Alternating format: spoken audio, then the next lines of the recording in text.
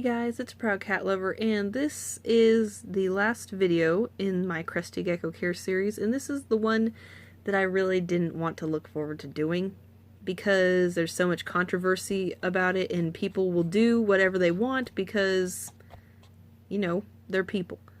But this episode's going to be about cohabbing crested geckos. So, don't bother leaving a hate comment, because I'm probably just going to erase it because I'm really tired of hate comments about this stuff. Because when it comes to crested geckos in the wild, the only time they're interacting is when they are mating as adults. They are not going to live together even as babies. Once they hatch, they just take off because, you know, they go find a food source and they claim territory and whatnot as they get older, you know, and otherwise they're just trying to survive.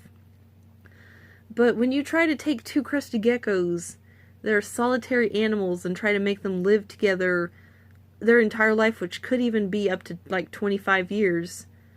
It's just, you know, it's like taking an animal that is solitary and trying to make it live with something else. Like, for example, I guess you could say bears, because grizzly bears don't live together out in the wild, except for when they're mating. And the females, they viciously attack the males, even if they don't have cubs.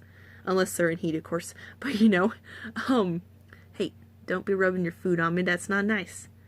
But anyway, like, you know, you don't want to be forced to live with somebody you don't like. That would definitely be like with people.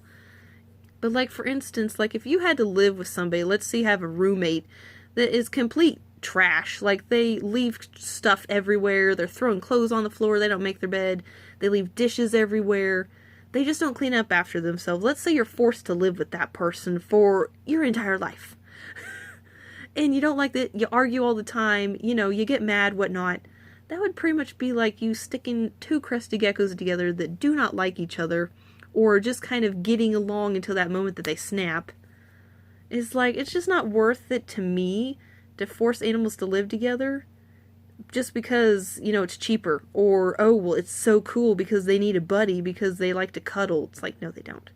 I'm sorry to everyone who thinks crested geckos like to cuddle, or any other reptile for that matter, but they don't. Like, the only time that they're cuddling, if one is laying on top of the other, or if they're sitting right next to each other, looking at each other, or even looking away, they're trying to claim dominance to that area. Like, I've heard people say that they can cohab and they've been doing it for years and blah blah. It literally is not worth the health of my crested geckos, or their lives for that matter, to put them together.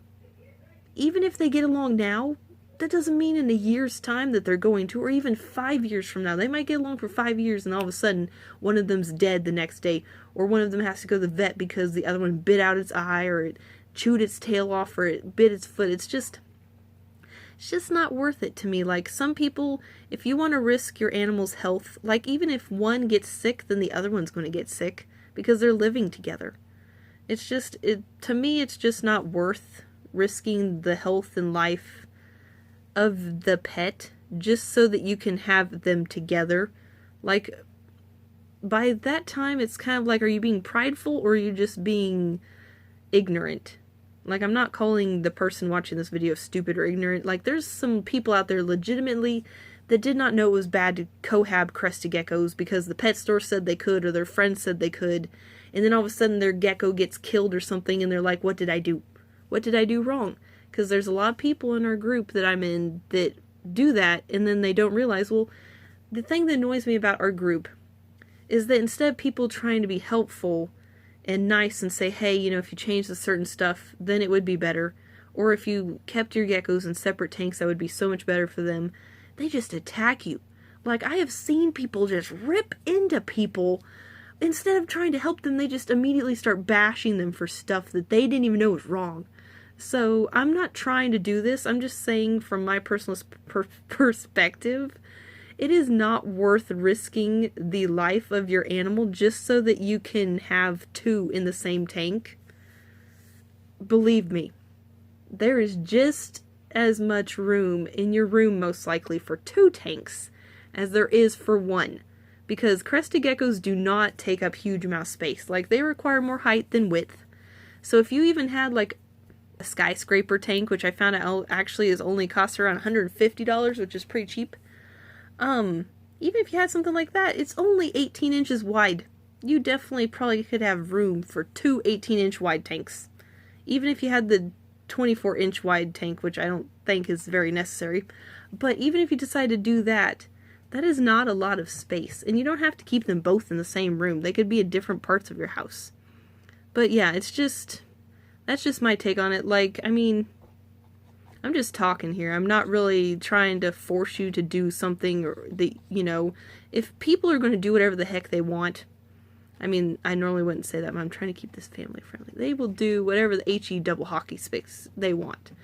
But for those who care about their animals, their life, their well-being, sometimes if you cohab, one will be fatter than the other because one will start claiming the food and not letting the other eat out of it. It's just like, I don't really want my geckos to get bullied by each other, and I don't want them to attack each other.